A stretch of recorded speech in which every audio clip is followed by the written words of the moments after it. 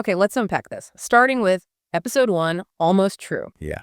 We meet our protagonist, Sarah Trafford. Ruth Wilson plays her. She's an art conservator, right? Right. That hyper-focused observation, the detail work that makes her good at restoration, that's exactly what puts her on a collision course with this massive government conspiracy. She notices things people deliberately ignore. Right. And before the huge explosion, we get this really deceptive calm, this tense dinner party where Mark's trying to impress a client. Right. And then, bang, the catalyst. The explosion hits the neighborhood, and the cover-up starts instantly. But Sarah sees something crucial. Right. Little 5-year-old Dinah Singleton being carried to an ambulance. And more importantly, this cold, predatory-looking man watching. Right. He's the first, visual clue that the gas story is a total lie. And this is where we learn just how big this thing is. We cut straight to the Ministry of Defense. It confirms the authorities are already lying.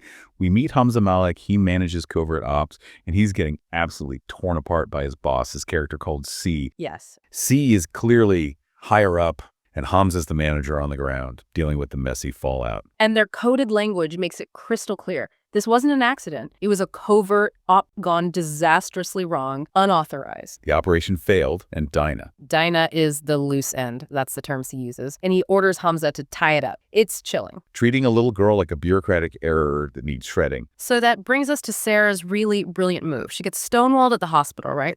Okay, she looks really closely at a news photo online, using her techniques for analyzing damaged images. And boom, she finds undeniable proof of the cover-up. Dinah, digitally erased from the photo. But there's this ghost image left, a faint red blanket. It's like a visual echo of the truth they tried to bury into the pixels. So now she knows. She has the evidence, but nobody will believe her. So she hires private investigators. There's Zoe Bohm. She's cynical.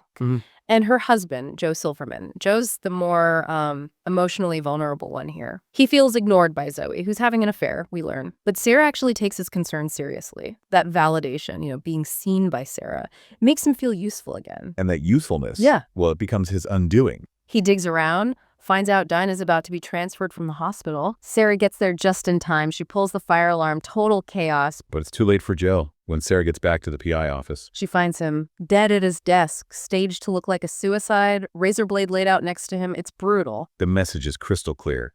Stop digging. Which leads us straight into episode 2, a kind of grief. And the focus shifts a bit to Zoe, Joe's wife. Yeah. Her reaction is fascinating. Yeah, despite their problems, maybe her infidelity, his death just breaks through all that cynicism. She refuses to buy the suicide story. She knows Joe. He was apparently squeamish about blood. And maybe more importantly, he still had this fragile hope about them, about fixing their marriage.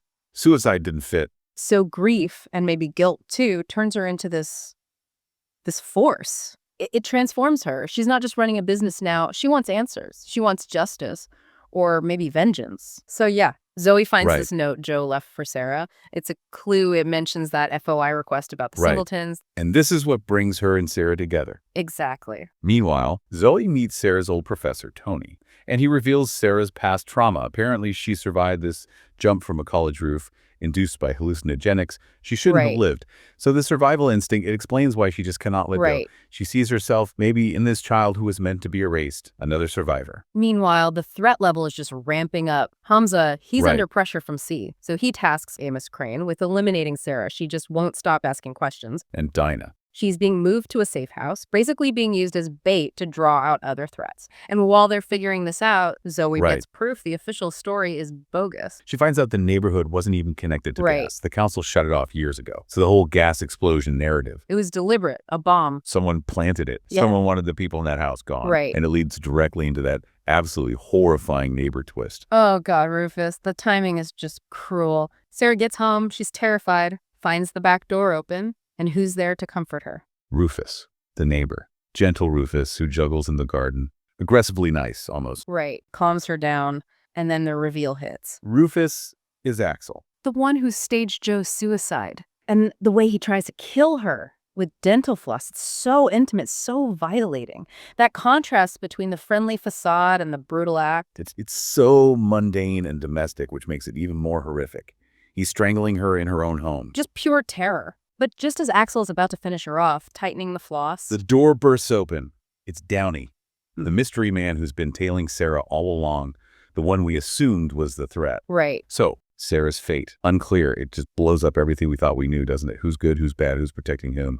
Total chaos. Which is a perfect cliffhanger. Absolutely. Okay, so after all that, Downey. He seemed like a threat, right? He was following her. But then he steps in and saves her life. So if his mission was to get rid of Sarah, why protect her? Why follow her so closely? Which leaves you with the big question going forward. What is Downey's real allegiance?